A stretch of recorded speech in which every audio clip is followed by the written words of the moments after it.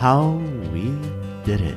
This is a podcast provided by eAssist for the top practice winners. Today's great doctors will answer questions like, what is your community involvement? What makes your team so special? So eAssist Nation, let's get excited to help us discover what makes these doctors stand apart. Welcome to the How We Did It podcast, which is brought to you by eAssist. And we have today Dr. Shaun Massiah. Hey, doctor, how are you today? Oh, I'm awesome. Happy to be here with you, Andres. Well, I'm super energized because, we got talking a little bit about us and our families and our journey, as people that came from other parts of the world, right, to the U.S. And, it was really enlightening, and it was so nice to hear that we had so much in common, by the way, and we still have to get to know each other a little bit better. But this show tonight is really about you. It's about your integrity, the grace in which you practice, what makes you a top doctor for eAssist, your expertise. You bring so much to the table. And, in the past, when I've done these podcasts, I have gone on and on introducing the guest and saying so much, but also leaving so much out. So what I'm going to do a little bit differently, I'm going to let you introduce yourself and tell everybody what really fires you up, how you get ready in the mornings to inspire people, because I'm sure you are not here. This is not an accident, and then we'll leave it at that. And then we'll get on with the rest of our show, which is pretty cool. All right. So tell us a little bit about yourself, Doc. Awesome. Well, I'm Shaun Massiah on the Upper West Side of Manhattan. Been here 15 years. I'm just so excited. Thank you, eAssist, for the opportunity to talk about my practice. Thank you, Andres. Got to know you. Excited to get to know you better. Practicing on the Upper West Side of Manhattan, 97th Street. So right about Harlem is at 110th. So about 13 blocks from Harlem here on the Upper West Side. And happy to be here with the trees, with the park and the people.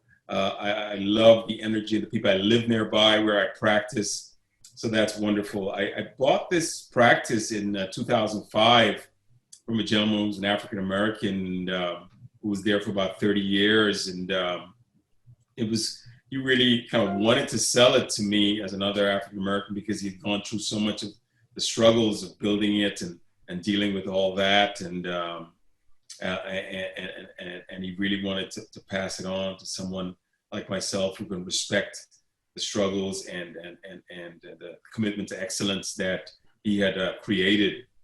And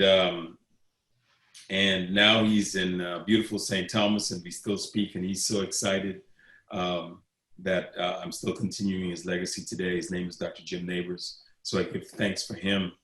However, just starting the practice, the biggest thing for me was, my parents, not well-to-do. Mother was a nanny, father was a laborer, and they would go to the dentist and just kind of say, hey, whatever my insurance have, whatever, that's what I want to have. And so, they subsequently would have a lot of extractions and partials and dentures and things like that. Not that something's wrong with that, but I always wanted, to have a practice where people can have options.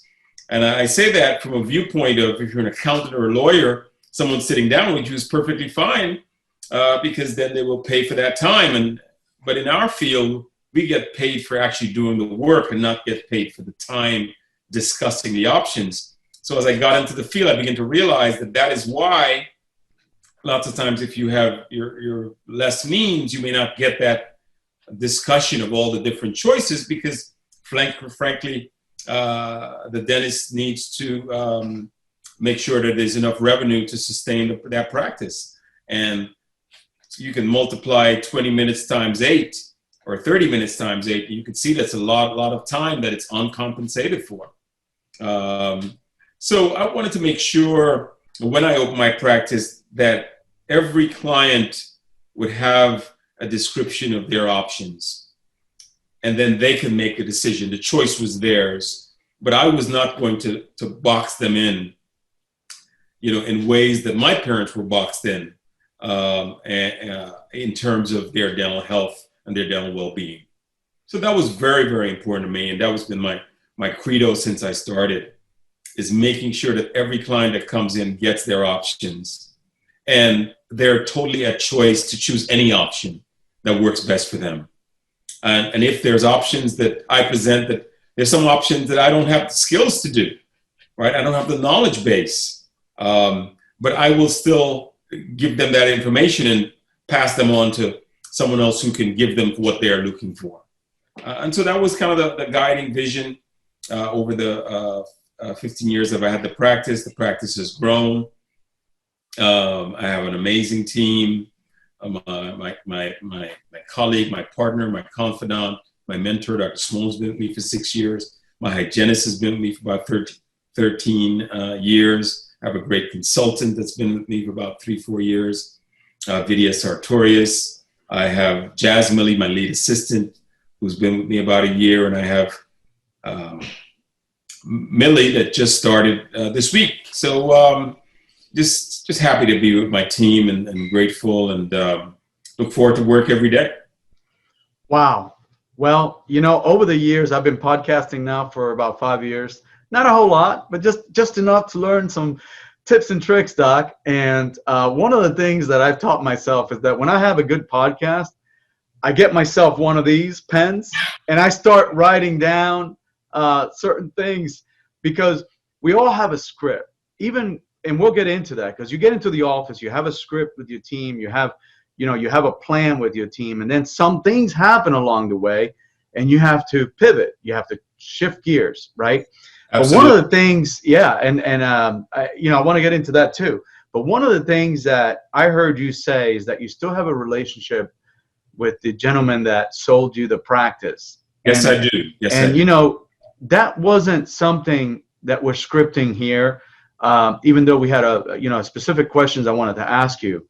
But what that really tells me is that, someone buys your practice and they admire you so much, or you buy their practice and you admire them, vice versa.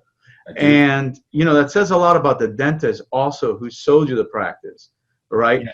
And the fact that you said, I owe them to continue their legacy. Yes, I do. And you show them that respect. That is right in line with everything I wanted to ask you about tonight, which is what makes you special. Yeah. And how does that dentist feel, and how do you feel, the two of you, when you come together on that level of mutual respect for one another and what you've done in your practices? He's really been awesome. He keeps in touch with a lot of the patients that are still with me now. Yeah. He still has a relationship with them. He told me after 2 or 3 years of being retired, he retired in St. Thomas. The government over there approached him and knew about him and asked him to start this dental health center. Wow. And he said, I was bored for a while, and he started. So when we spoke last week, he said, I'm retired again after 13 years. Wow. The health center is thriving. He hired more dentists, and now he's phased himself out. But he really enjoys dentistry, enjoys people, he enjoys caring. So this is his second retirement. Yeah, but isn't it interesting how some people touch our lives in any area, and some of what they do impacts us in the future? Because I heard you say something else too, is that you credited your team right off the bat. I mean, we could have gotten into the meat of this show and somebody else would have forgotten their team, but you give a lot of credit to your team. I really respect that, and I think that is part of what has to make you successful. Why do you feel that way about your team? Wow. I'm the leader. I'm the visionary. My view is leaders do two things. They provide clarity about where the vision is going, and two, they provide inspiration. what does my team do for me? They carry out the vision. The practice would not have been here 18 years, because 2 years before I was in 57th Street, but now in 2005, I started in 97th Street in the Upper West Side. So I wouldn't be the practice I am without the team criticizing me, without the team giving me kudos and admiration, without some of the team deciding to leave because of what direction the practice was going, because all of their actions has guided me to make me a better leader, a better dentist. Hey, Dr. Massiah, well, why are you doing it that way? Hey, Dr. Massiah, the lab case went to the other doctor's office, so it makes me think, wow, we need to put in some better systems.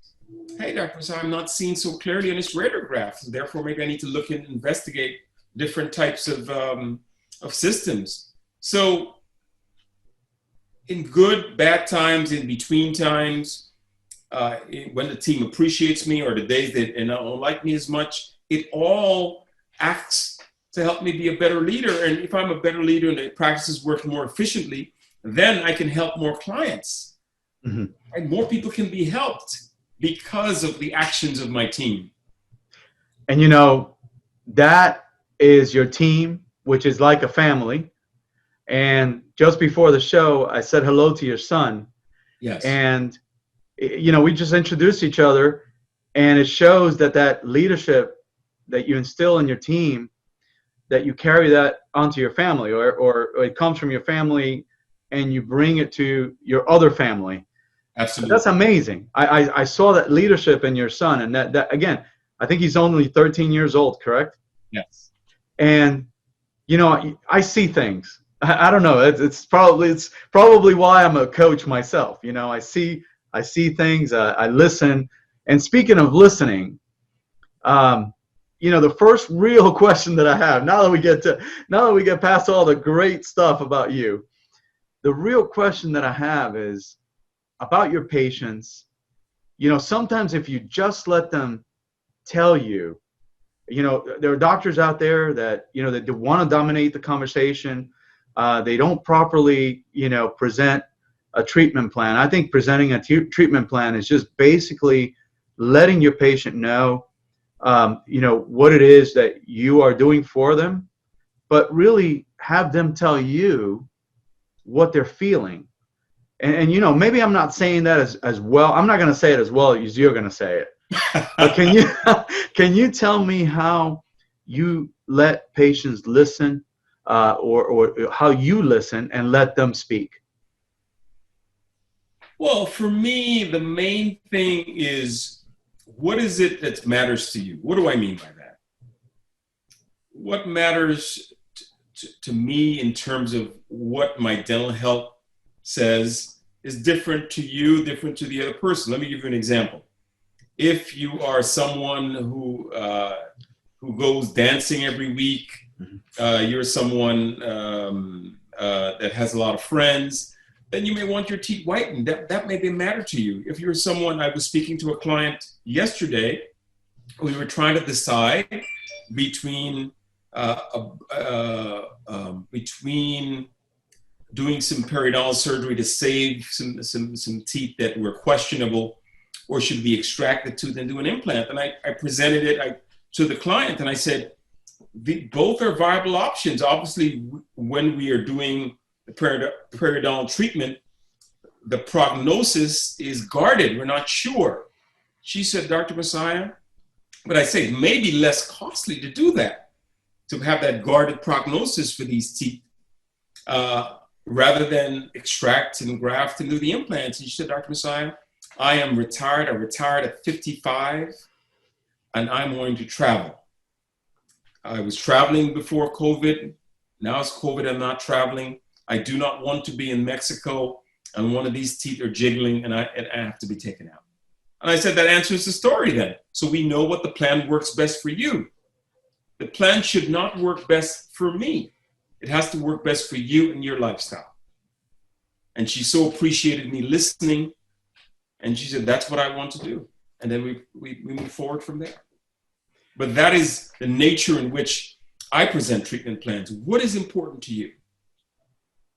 And you know, a variety, and it's an open-ended question. It is not what is important to you, A, B, or C. It is an open-ended question. well, I can see how good you are, because, you know, you said, what is, you did it as if you were in the office, and you paused, and I was about to start telling you some things, you know, I was about to start telling you what was wrong with me.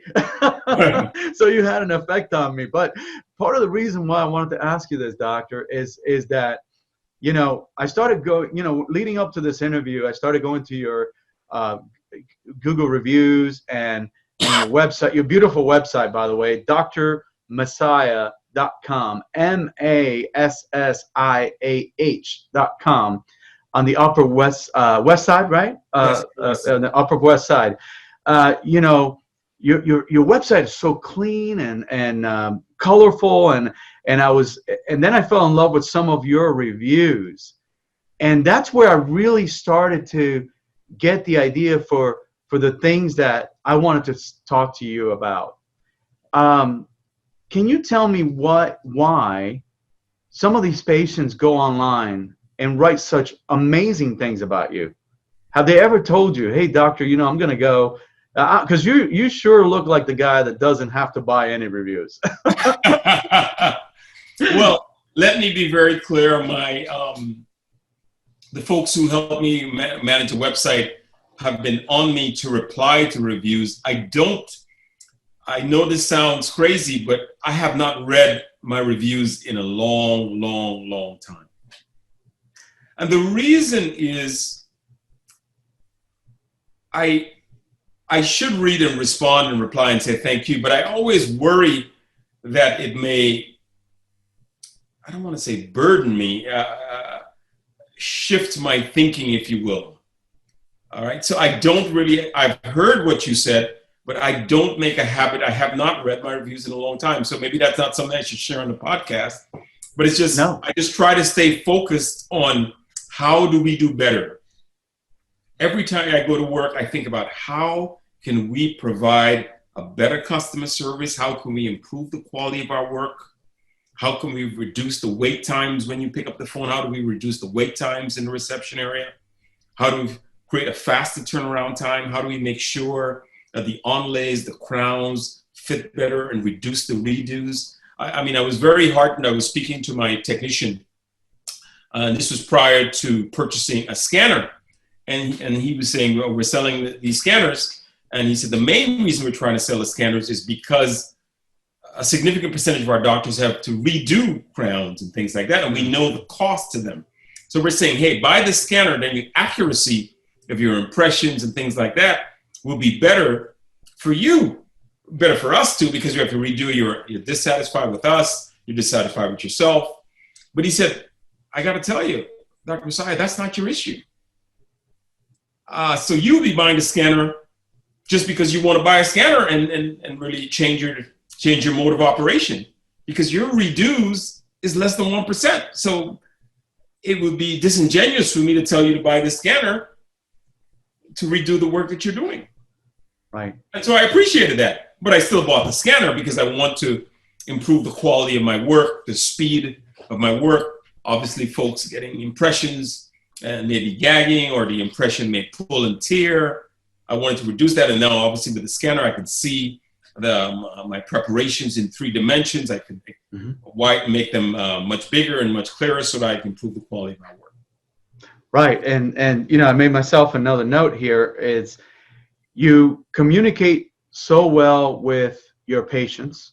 Now let's go back to the team, and the fact that you communicate so well with your team, so well with the community. How does some of the outreach that you do in the community, how does that impact your practice? Because the reason I'm asking that too is that you said that about the reviews. I really feel that that's the correct things to do, because you work in the moment. You care about the patient in front of you. That says a lot about you. And then the fact that you are so sincere, you know, probably another dentist would have left that out. Not that that makes them bad, but you're so sincere. And that's what consistently across the board, that's what I've heard about the e-assisters, e-assist nation out there that was bragging about you. The online world was bragging about you. How do you do it? You have so many people that admire you. How do you do it? You know, I mean, Andres, I think it has to do a lot with what we talked about, you being a Cuban immigrant, me being a Guyanese immigrant. I feel extremely grateful for the opportunities I've been given here in the United States of America. I came here at 17, Andres.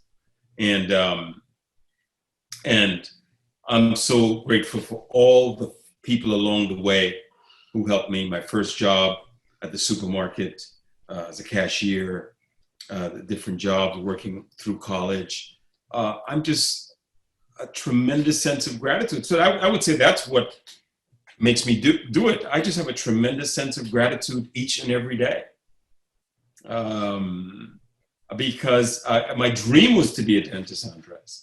And not because I was necessarily the best with my hands, but just the ability to care and the ability to continually learn and improve. And I enjoyed science. Those were the ingredients that made me want to be a dentist. So I am lucky. I don't know, one of the few or one of the many, I'm not sure, who live a dream life, because this is what I wanted to do. And this is what I do on a daily basis. And not only that, I'm able to impact not only the clients and the patients, but impact my mentees who are young dentists, impact my mentees who are assistants or staff members that want to go on. Because I tell every staff member that comes on board, use the practice and all its resources as an opportunity to improve to get to your life vision. Whether you stay here for a day, a week, a year, a month, 5 years, use this practice as an opportunity. What do I mean by use this practice? We have a variety of people, all kinds of people, in all walks of life. And I'm a believer, I could not have gotten here without all the people from all different walks of life who helped give me ideas, resources, support to get to where I am. So don't be quiet. Don't be shy. Whatever it is you want to do, tell me. I can speak to the clients yourself, or you can speak to them yourself about where you want to go. And when at some point working for me and working for Smiles on the Upper Massiah does not flow into your life vision, we're totally at choice to come to me and say, this is the time I need to move on to get to where I need to go. Because for me, the life is a gift, and there is an end point. So we want to maximize our time here for ourselves, our family, and for those around us and our larger community. However, that community, however you define that larger community for yourself. That's amazing. You know, we took a break. I took a break from the podcast at eAssist. There was so much going on, with COVID-19, and we're back. We're back strong. One of the things that I think you share in common with some of the other wonderful dentists that have come on the show, it's that same attitude that what we do is a gift. The other thing that you share in common with some of these wonderful dentists that we've had is that you work really hard to get to where you are, and that you take nothing for granted. I repeat that. I take nothing for granted. Nothing. And that just comes through your pores. We're going to pause because this show it's going to be aired video, and then it's also going to be edited for podcast with a little bit of music. And eAssist has a special announcement. We're going to pause for just 30 seconds or less than that and thank our sponsor. So we are back with Dr. Massiah, and let me tell you, this show is about to get really good. We have just a couple more questions. I think you have to help your son with homework tonight, right? Still, No, I do not have to help him. You don't? Oh, okay. He speaks and understands Spanish far better than I do. Well, I offered to you that if he Yes. ever needs any If he help, needs anything, I'll ask. you give him my email, and doctor, you said it earlier, the word, you brought it up, visionary. One of the things that I can sense that you do is that you earn the trust of your employees because you've mentioned them a few times.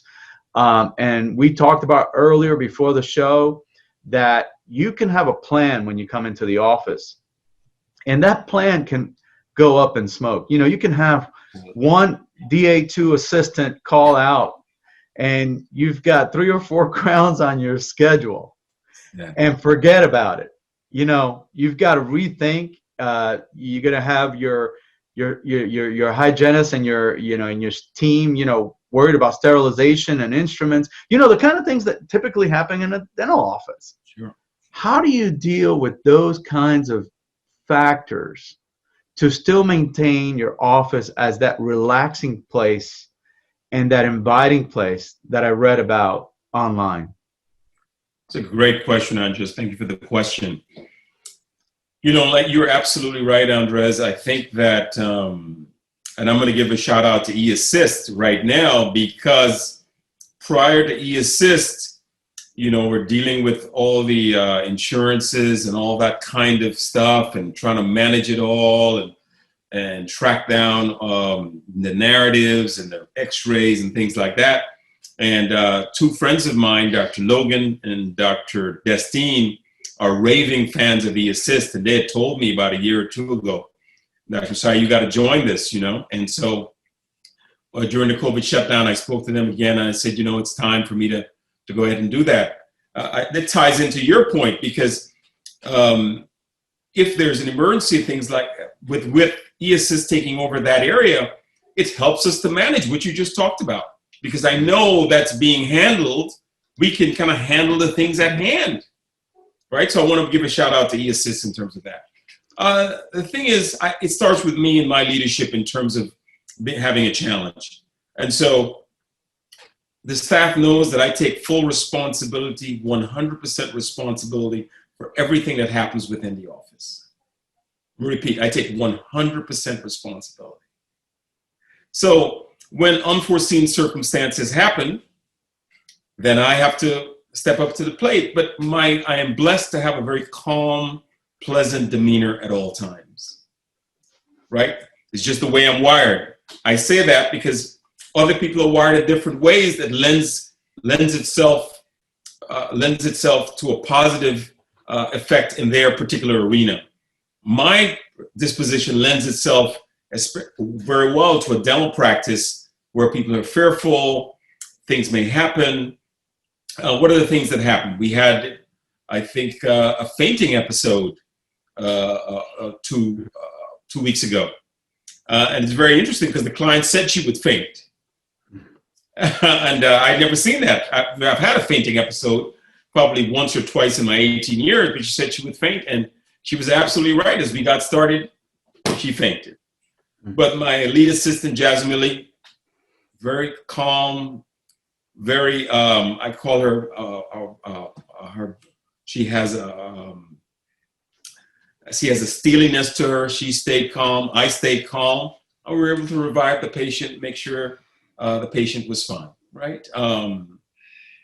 We had another situation which has happened to most dentists where the jaw gets locked and it really gets a little scary. And we stay calm, the patient stayed calm. And so, but I also look at those things as opportunities. So what's the opportunities there? One is to understand more about TMJ. We all know that's a very complex area. TMJ, splints, other kinds of things. So it's an opportunity for me to go back into the textbooks, go back into my reading, speak to my mentors on that. The fainting episode, it's an opportunity for us to make sure, do we have systems in place that the oxygen tank is always full? Does everybody know where the oxygen tank is? Is it easily accessible? So I look at these challenges as opportunities, and my staff knows that I do. So they know something happens, there's going to be a meeting, there's going to be a training. It's just how I operate. And so subsequent to that, I've taken some more training in terms of TMJ. The staff has had some emergency training, and we will continue in that vein. And so I think that that gives the staff a reassurance that no matter what comes our way, we're going to handle it together. Wow, that's an amazing explanation, because, you know, people don't realize, but dentists have to do every year. You have to stay up with your OSHA training. You know, they come and do walkthroughs. I mean, we get so supervised by some of these professionals out there to make sure, because in dentistry, you know, we have to really be on our game. CPR training, having the, you know, the medical training to bring, like you said, somebody back to life. We know a dentist in the town of Wake Forest about 2 years ago, a pediatric dentist, where a gentleman was having a heart attack. And if it wasn't for this dentist, the fellow would have lost his life. And it was that quick reaction that, you know, that we don't need it every day, right? But you have to stay on top of it. Yes. And then the other thing is maintaining a calm environment, because in dentistry, things are so sometimes tense. You know, you open up a tooth and you don't know what you're going to find. You know, the X-ray doesn't tell you everything, right? That is very true, Andres. And so, you know, you couldn't have answered that better. And again, I took down more notes. And what I really wanted to ask you, there are two questions, and then we'll end the show on such a really positive note, because this show has been amazing. But if you were walking down the street, and you saw yourself a 25-year younger Dr. Shaun, what question or what advice would you give yourself 25 years ago? You know, Andres, I was lucky because I always seeked out the knowledge of older folks, older dentists, older people, older friends. And I have to tell you, without a doubt, they all felt when I was 25, they said, Shaun, you're going to achieve your goals and you're going to do better than you think you're going to do. They all told me that, Andres. That's amazing. But I would say the biggest thing I would tell my 25-year-old is be calm. Everything's going to be all right, and stay focused. Because at 25, I had a tremendous anxiety about the unknown, tremendous anxiety. And the reason I get back to that is because my mother was a nanny, my father was a laborer, so they did not understand or know anything about the professional world. They didn't have friends in the professional world. And so for me, learning and understanding, becoming a professional was just constantly just asking acquaintances and people I would meet randomly about what it's like, how do you get there, and that type of thing. So I would say I had a lot of anxiety about, will I achieve what I've achieved now, and how to do that. I was a young woman came today to my office, and she's her parents are Jamaican immigrants, and she was a flight attendant. And because of COVID, things are shut down, and she wants to change careers. And she was just so grateful for the opportunity to come to shadow, to learn some things. She wants to come with us. We're trying to work that out to see if maybe she can come 1 or 2 days a week, because we have all the staffing we need at this point. But for me, it's so awesome to be able to, she wants to do it, and she's going to get a place that's supportive and it's encouraging, that she can help her achieve her goals. Because, you know, for me, that's the name of the game. That's the name of the game. I'm a big believer. I know many people talk a lot about hard work and sacrifice. I am a big believer that lots of times people don't know the how. Like, how does that, like this woman didn't know, like, how does that happen? How do I become a dental assistant? Right. Like, do I go to school? Is there a school for it? Is that, which office do I go to? What type of office do I go to? Where, the kind of person I am, where does the skill sets, my natural personality, where would it lend itself in a positive way? So for me, my day was a tremendous success, even if I don't go to work tomorrow, because I know today that young woman, even if she comes back to our office or doesn't, she has a roadmap. She has some clarity now about how she can go about achieving her goals. Whereas before today, you can get lost in the wind. You can get frustrated and annoyed because you don't know. Doc, and that is amazing too. I know that there are a lot of professionals out there that say, I don't have the time for that. I don't have the time. Let them figure it out. You're so caring. Even an assistant, even, we have these levels of people in dentistry. You have your hygienist. They're right there with you. Sure. And then you have the DA2 assistants, and then you have the level 1 assistant, which it almost seems like nobody cares about them, because for them to get into the industry, it almost seems impossible. You have to get really lucky, and the fact that you care about those guys says a lot. And then that leads me to the end, which is, I want to go on forever, by the way, with this show. You're just so inspiring. But I understand that you are very involved with NYU and the dental school and education. But before you tell us a little bit about that, can you also let people know what the best way to reach you and the best way to contact you and find you is for those listeners out there? Oh, I'm easy to find. DrMassiah.com. That's DrMassiah.com. Easy to find me. In the biggest city in the world. Yeah, it's easy to find me. You can Google Black Dentist in New York. That also, it's an easy way to find me. Oh, that's a great one. It's on the Upper West Side. You can find me there. So it's pretty easy to find me. I use one email, so if you send me an email, it doesn't get lost in the sauce. I use emails on the website too. That's info at DrMassiah.com, info at DrMassiah.com. And I always respond to any call, text, or email. I always make time and I respond. And I appreciated you so much because you were on top of it.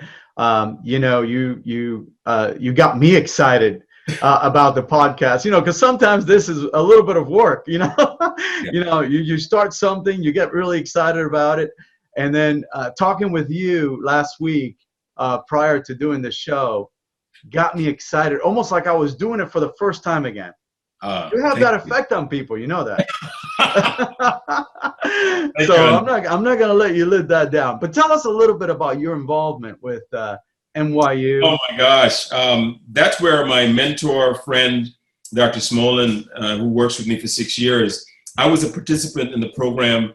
The director of this program is Dean Yafiadis, who runs a prestigious, excellent, high-end, beautiful full mouth rehab cosmetic practice on Fifth Avenue in is it Fifth Avenue?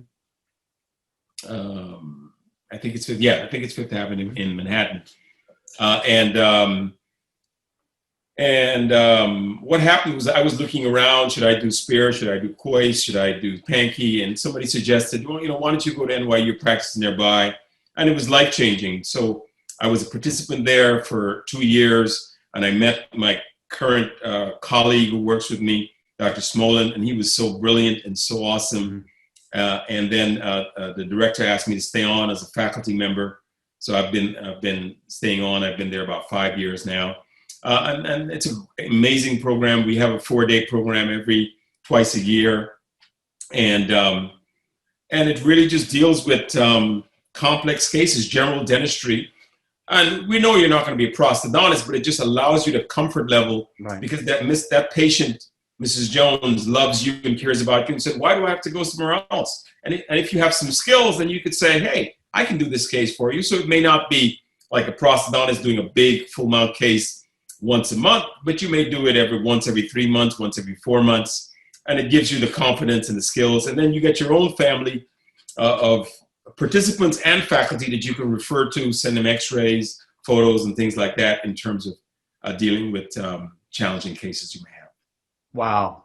All right. Our very last question, Doc, and that is, what is another message that you would give a practice owner or anyone listening today, a young dentist that really wants to get to this level that you're at right now? Because you are all about this. You got me excited about doing this show. You're getting other people excited. You got probably your patients are listening. Your phone is going to ring off the hook, by the way. Thank you. What is another message that you could give someone listening to the show today? You know, my number one, I have two messages. One, never stop reaching. Never stop reaching, whatever it is that you are trying to achieve. And two, try to define what your vision is. Your vision will never be Dr. Massiah's vision, will never be Andres' vision. Mm-hmm. Find a way to help define what your vision is. It will never be your friend's vision, your brother's vision, your significant other's vision. We all will have a different vision, life vision. And that's where the key to happiness is going after a goal, a dream, whatever that might be. That's the key to happiness, right? So the vision, you may have a life vision, you may have a vision in terms of work, but the issue is try to clarify what it is and never stop reaching. Right? Obviously, you'll have situations where you'll be detoured, situations where you'll be frustrated, situations where you'll be stalled. That's going to happen. Situations where you're unsure of what direction to go in. But just keep reaching. Keep reaching and try to define, as you navigate this journey, what your vision is. That would be my advice to Amazing. Well, we've reached the end of this amazing interview. If you are a patient and you're on the Jersey side, take that Holland Tunnel, that Lincoln Tunnel, that GW Bridge, get over to the Upper West Side. If you're in the city, you don't have very far to go. If you are a young doctor, a doctor that, wants to talk to a mentor, somebody that cares, give Dr. Massiah a call. And if you are an e-assister at eAssist Nation and you want some advice, if you want to just get inspired to start your dental billing day, give Dr. Massiah a call. His number at his office is 212-222-5225. Did I get it right? You got it right. All right. Well, I will respond. I will call you back. Doctor, I know that for sure because I felt like I knew you last week, and I only talked to you one time. Well, I hope you enjoyed this as much as I did. Immensely. Thank you, Andres. It was so much fun talking to you. Thank you for my fellow e-assisters who are striving for excellence. And I'm so grateful for I got to give a shout out to my team, Myrna, Zaida, and my team leader, who I don't speak to very often because I speak to Myrna and Zaida. But I'm so grateful for all of the work that they do for my office. They've been awesome, awesome, awesome. And please tell Mr. Maxwell, your son, thank you so much. That I had a great time meeting him, and wish him the best from Andres. I will, Andres. All right. Have a great week, Doctor. Bye-bye. Like what you've heard? We were blown away. Make sure you never miss a show by clicking the subscribe button now. Thank you for helping us discover this amazing doctor, and remember to tell a friend how we did it.